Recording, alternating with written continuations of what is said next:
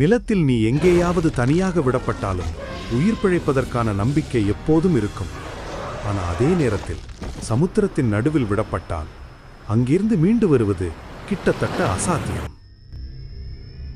பூமியின் வரலாற்றில் கடல்தான் எப்போதும் மிக பயங்கரமான மர்மமான அசுரத்தனமான உயிரினங்களின் இல்லம்.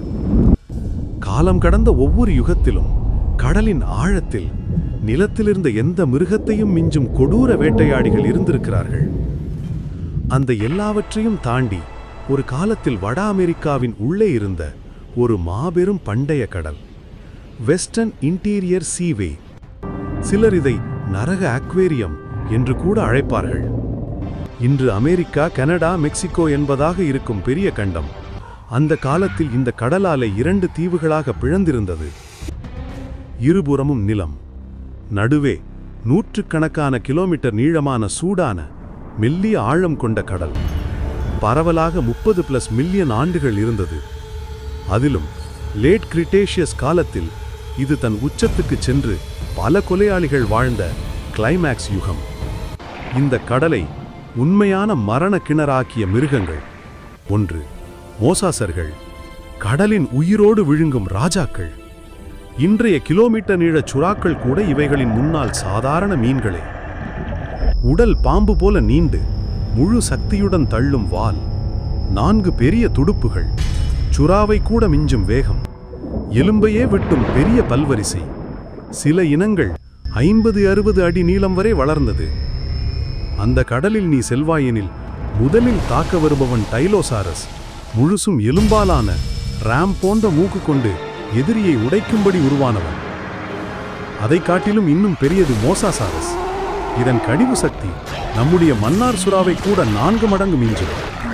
2. டைனோசூக்கஸ், 40 அடி நீளமான பண்டைய முதலை.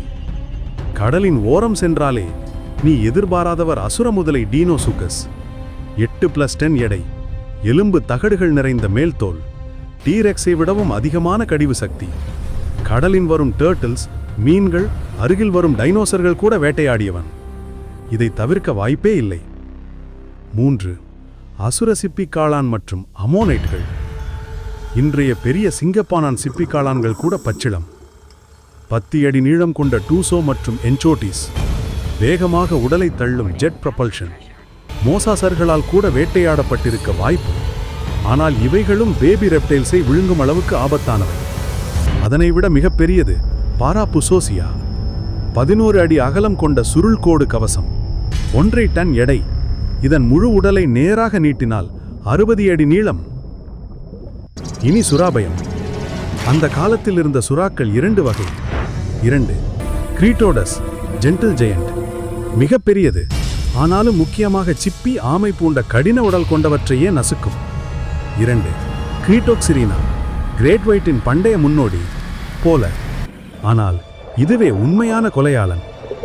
40 km/h மேல் நீந்தும் வேகம், பெரிய ரெப்டைல்ஸ், ஷார்க்ஸ், ஃபிஷ் என எதையும் கடிப்பவன். பிற உயிரினங்களின் எலும்பில் ஆழமான கடிவு தடங்கள் கிடைக்கின்றன. சில டைனோசர்களையும் நீரில் கிடந்த சடக்களையும் தின்றது. 5. எக்ஸ் ஃபிஷ், ஒரே முறை முழு விழுங்கும் ராட்சசம். 5-6 மீட்டர் நீளமான பெரிய எலும்பு மீன், விரிந்த வாயால் எதையும் முழுமையாக விழுங்கும். ஒரு முறையில் மனிதன் அளவு மீனையும் முழுவதும் தின்ற பதிவுகள் உள்ளன. சிறு ரெப்டைல்கள், மீன்கள் இறந்த உடல்களையும் தோண்டி தின்றது. 6. பிளீசியோசர்கள், நீண்ட கழுத்து கொண்ட மர்ம வேட்டையாடிகள். இவைகள் பெரியவைகளாக தோன்றினாலும் ரேஞ்சில் மிதி வேட்டையாடிகள். மிக நீண்ட கழுத்து, துடுப்புகளை பறவையைப் போல அசைத்து நீந்தும். தங்கள் உடலை மறைத்து கழுத்தை மட்டும் நீட்டி ஒளிந்த தாக்குதல். சிறு மீன், கொட்டைகள், புழுக்கள் போன்றவை உணவு.